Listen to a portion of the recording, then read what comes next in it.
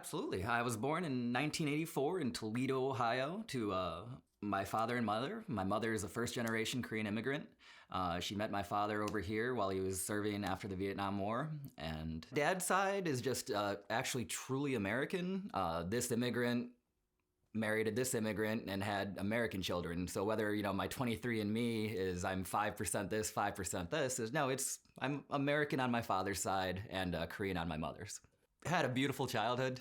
Not too much was crazy.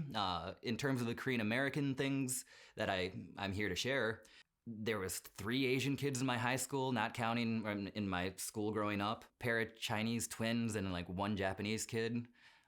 Definitely the only Korean and all that stuff. And part of my experience is living in this Midwest, this somewhat rural community, going to 4-H and camp, summer camp and those kind of things, Boy Scouts and all, is that my father was a computer engineer and my mother basically ran every single Korean immigrant shop, store, or thing. Was basically just a constant cycle of that.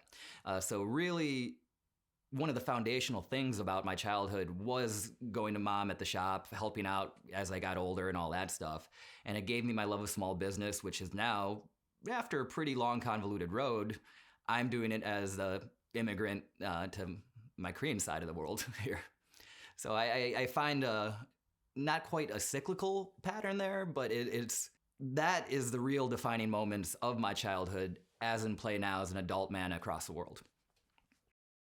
There was a community there, and I do remember going to, the Korean family picnic where all the Korean families would make kimbaps and mandus and the moms would hang out and cook a big meal, the dads would barbecue, and the kids would run around. Occasionally they would hire a teacher for a Korean language course or something like that. But other than that, just the way of my youth and my interests at the time, there was the piano class, the violin class, some of those Tiger Mom stereotypes. I got every opportunity, but not too many of them stuck. It was mostly the baseball, running around the park and bicycles and all that stuff.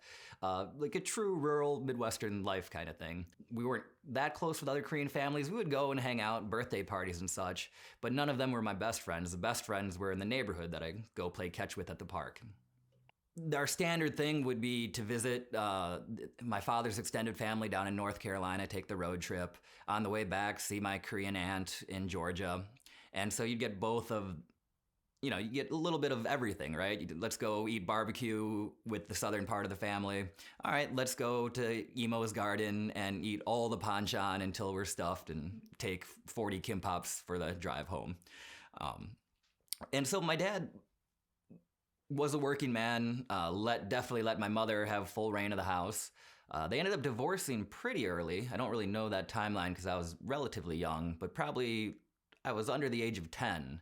And so then it was a dual household setup where, apartment with dad, hang out on every other weekend, take me to the baseball games. But the home life, the original house, was still Korean. The rice cooker's on, panchan in the fridge, and all that. Well, the military is not for everyone. I knew specifically that I was joining up to represent the country abroad. These days, especially with current news stuff and, with 10 years in retrospect, I feel a little bit different now than when I did when I was joining up to go over. However, I'm so incredibly proud of my service and the people I served with and the things we accomplished. Now, 10 years later, current political climate, and the results of all our efforts from 10 years ago still ongoing, when, wishing for the best for all those still in harm's way. But for me, I had a blast. I got to join up, I got to do amazing things and serve with amazing people. There were moments of confusion, danger, and being scared, and there were moments of absolute victory and accomplishment. And my entire thing going away from it is, thank you for paying for school. I'm having some medical issues now that are service connected. But my experience is almost wholly positive. But so my best memories are the friendships that endure to this day. For the experiences, getting things done. There's never ever in my life, and I don't think I'll ever find it again, regardless of the situation, of going out and doing a hard day's work, a hard week's work, and then coming away with such tangible results, whether it's a bad guy's not a bad guy anymore, or the school is built, or the safety's this, or whatever those objectives were, the tangible, physical, hold it in your hand results, it's addictive. To get action, it's not, and these days for me, being addicted to that kind of thing, when you put effort in, hard, honest, great effort, and you can come away, and you're working with other motivated people, you can come away with something world-changing, game-changing, is kind of my motivation these days. It's not to amass wealth or retire early. It's to try to get more out of this life. Spending that much time in the Middle East, having those life experiences, I did not come out the same guy. I struggled a little bit. I gave a TED Talk about the depression, the PTSD, all that kind of stuff, and how my community, how bartending, how joining a community again got me through it. Had an ongoing relationship with my high school sweetheart, and I was coming back, and like I said, I was in a fairly unhealthy place, and I said, "Darling, I'm back. You want to get married? You want to do this?" And she says, "No, you're a little bit too crazy. Maybe you should go to university." So I did. I moved out to California, sold my truck, bought a motorcycle, learned to surf, and enrolled in university, all paid for by the U.S. government. So 2 years there, community college. Then I kind of went a little bit crazy there. I jumped on my motorcycle and ended up driving.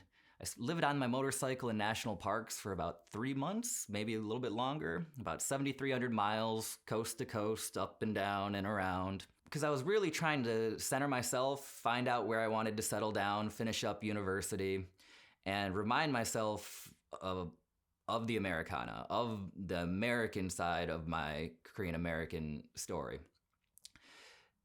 Because I'd spent so much time abroad, and then I was unhappy in California. I didn't have a network, and so I went searching for it. And I'm not going to say I found it immediately, but I did find it going back to near where my roots are from. I ended up driving down a main street in the sleepy little Ohio college town, looking to the left, looking to the right, and I found a barbershop, I found a butcher, I found my local bar, and it felt like home. And yeah, now living in Seoul for this period, living in another big metropolis after living in New York, living in Los Angeles, living in Seoul, I don't know if I'll ever be as comfortable in a big city, in a metropolis, as I would be in a small, sleepy, Main Street America kind of setup. But that's not to take away from how comfortable and the quality of life I have here in Seoul. I don't think I've ever made less money than I have here in my time in Seoul, but I also can basically guarantee I've never had a higher quality of life. Whether from job satisfaction, friends, networks, opportunities, and just day to day, I get to eat wonderful Korean food or wonderful Western food. I get to drink beautiful liquors or, anything. And it's a high quality of life. And so I don't know where I'll end up. Right now I have a bar and a dog. If I end up getting married, then the wife will decide where we want to raise the kids. But as long as I'm a bachelor living here in Seoul, I do hold it in my head that I might wind up in the countryside again. But at the same time, I'm still absolutely enjoying living in one of the largest cities in the world. Being Korean American, to me, everything. It's my entire life. It is my identity. Whether I emphasize one or the other at different stages of my life, or whether I'm fully embracing one right now. It's just how I got here, where I'm from, and what I plan on doing. And I take such intense pride of being American. And I take such intense pride in being my mother's son. I'm currently learning and trying to figure out, because I'm not Korean. I'm a Korean American. I'm half Korean. And I'm currently trying to figure out what more does that being Korean mean to me. And the longer I stay here, the longer I make a life here, I think that'll become more and more clear. But as of right now, I view myself as not 50% Korean, not 50% American, ethnicity, race, all that stuff. None of that. I view myself truly as an American, but more specifically, a Korean American, a proud Korean American, because I wouldn't trade my childhood, my mother, for anything in this world.